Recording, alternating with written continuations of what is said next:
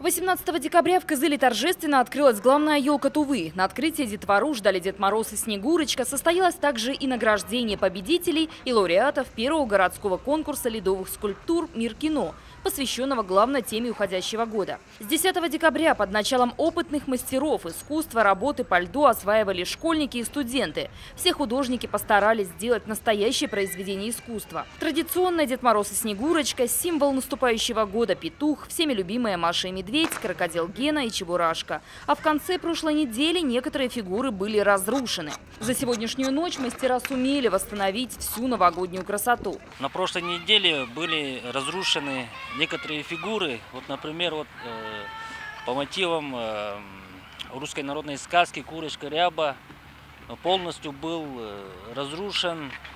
Ну, несмотря на это, наш мастер Ильчайол Денис Олегович, он за день смог восстановить данную фигуру. Уважаемые горожане, призываем вас бережно относиться к нашим фигурам. Да, действительно, когда смотришь на фигуры, на работу, да, деланные нашими мастерами, очень радует. Это все делается для наших горожан, для детей, для подрастающего поколения, для наших гостей.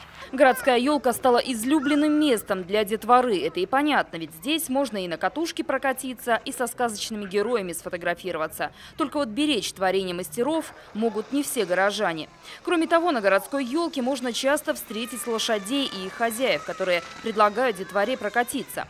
Как нам пояснили сотрудники мэрии города, оказание таких услуг, как катание на животных, а также их нахождение в центральной части города, в том числе на Арбате и на территории городской елки, запрещено. Ведь поведение животного, пусть даже домашнего, нельзя предсказать. Распоряжением мэрии города Кызыла установлено, что извоз вьючными животными,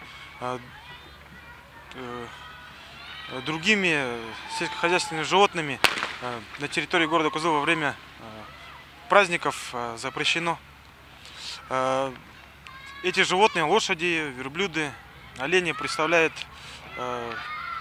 повышенную опасность, хоть и скрытую, непредсказуемую. Все мы знаем, что в новогодние каникулы масса соблазнов для детей, будь то катание на лошадях или же другие развлекательные игры.